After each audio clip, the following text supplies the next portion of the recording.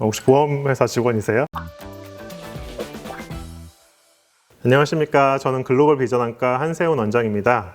이번 시간에는 백내장에 대해 알아볼 텐데요. 백내장은 제 전공 분야인 만큼 아주 자세하게 설명드리도록 하겠습니다.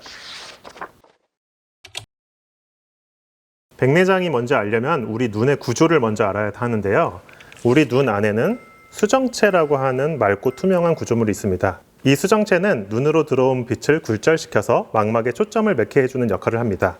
이렇게 투명한 수정체가 혼탁이 생기는 것을 백내장이라고 부릅니다.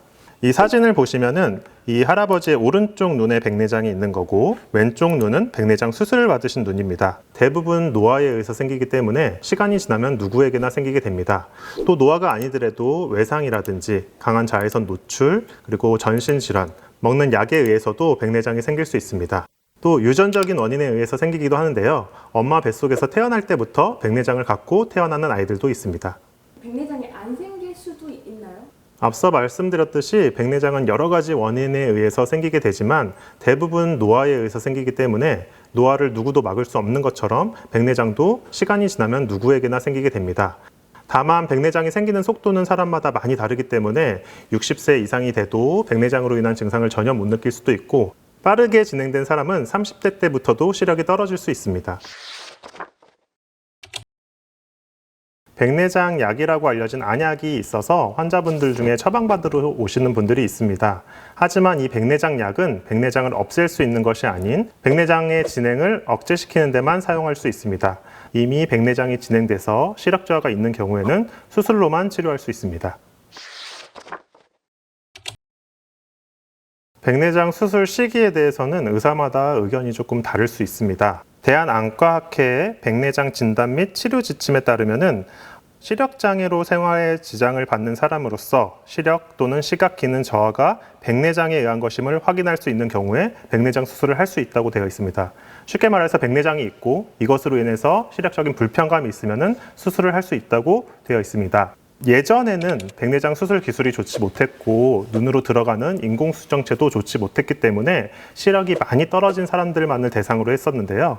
요즘에는 기술도 좋고 인공수정체도 치료 경과가 좋아짐에 따라서 무조건 많이 진행된 경우에 하진 않고 환자분이 불편함을 느끼시면 수술로 진행하게 됩니다. 그러면 백내장 단계라는 게 있다던데 그 일정 단계가 돼야지 할 수 있는 건가요?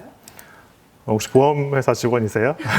요즘에 이 백내장 단계를 따지는 사람들이 굉장히 많고 특히 보험회사에서 백내장 일정 단계가 안 됐는데 왜 수술을 했냐 하면서 환자분들한테 과잉 진료를 받았다라고 말하는 경우가 있습니다. 보험회사에서 보통 일반적으로 말하는 백내장 단계는 이 화면에 보이시는 LOCS라는 표에 의해서 단계를 제시하도록 요구하고 있는데요. 이것은 백내장을 제시하는 수많은 그레이딩 중에 한 가지 종류일 뿐입니다. 또 이게 백내장의 절대적인 양을 평가하는 것이 아니라 의사들끼리 기록상으로 백내장이 어느 정도 있었다를 나타내기 위한 표이지 이 단계에 따라서 수술하겠다라는 목적을 가진 표는 아닙니다.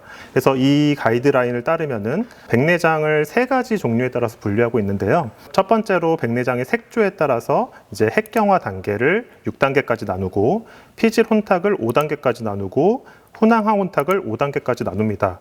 하지만 이것에 포함되지 않는 백내장도 있고 또 이 백내장 단계에 따라서 시력 저하가 비례해서 나타나는 것은 아니기 때문에 꼭 이 단계를 따라서 수술할 수는 없습니다. 1단계라도 시력 저하가 크게 나타나시는 분들도 있고 시력 저하는 없더라도 시력 불편감이 있어서 수술을 원하시는 경우가 있을 수 있습니다.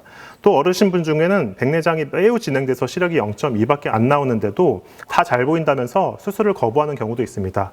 환자분이 불편함을 느끼지 않는다면 굳이 수술을 일찍 할 이유는 없는 거죠. 따라서 단계만 가지고 평가할 수는 없고 환자분의 직업적 요구도라든지 생활적인 불편감을 모두 따져서 수술하게 됩니다. 백내장 수술의 기본 개념은 혼탁이 생겨서 제 기능을 하지 못하는 수정체를 눈 안에서 제거하고 원래 수정체 기능을 대신할 수 있는 인공수정체를 집어넣는 방식으로 수술이 진행됩니다. 하지만 방금 보여드렸듯이 이렇게 수정체를 통째로 꺼내는 것이 아니라 이 위치에서 수정체 껍질은 그대로 남겨놓고 내용물만을 빨아들이는 방식으로 수술하게 됩니다. 실제 수술 화면 사진을 같이 보시면은 첫 번째 단계로 검은 동자 표면에 절개창을 만들어서 기구가 들어갈 수 있는 틈을 만들어내고 두 번째는 수정체 앞면에 있는 전낭에 동그랗게 원형의 절개를 해서 뚜껑을 만들어내는 과정을 거칩니다. 그렇게 되면 수정체 껍질이 주머니 형태로 남게 되는데요. 이 주머니 모양을 유지한 상태로 내용물을 초음파로 분쇄하게 됩니다. 그래서 수정체 핵을 제거하고 그 다음에 수정체 피지를 제거하고 남아있는 수정체 껍질을 다시 한번 깨끗하게 닦아낸 후에 인공 수정체를 집어넣고 절개창을 봉합해서 마무리하게 됩니다. 인공 수정체는 꼭 넣어야 되는 거예요? 그냥 백내장만 없애면 수정체가 갖고 있는 원래 기능이 있기 때문에 이것이 눈에서 제거된다면 그 역할을 할 수 있는 인공 수정체를 다시 집어넣게 됩니다. 아주 예전에 인공 수정체가 개발되기 전에는 눈에 넣을 것이 없었기 때문에 백내장만 제거하고 앞에 굉장히 두꺼운 볼록 렌즈를 대야만 환자들이 볼 수 있었습니다. 만약에 수술을 하고 나서 인공 수정체를 집어넣지 않게 된다면 아무것도 볼 수 없게 됩니다. 인공 수정체는 그럼 영구적인 건가요? 인공수정체를 제조하는 기술은 굉장히 많이 발전해 왔기 때문에 최근에 나오는 인공수정체는 모두 영구적이라고 보면 됩니다. 엄마 뱃속에서부터 백내장을 갖고 태어나는 아이들의 경우 어린 나이에 수술을 해줘야 되는데요. 그때 수술한 인공수정체도 영구적으로 사용할 수 있습니다. 그럼 재수술도 할 수 있는 거예요?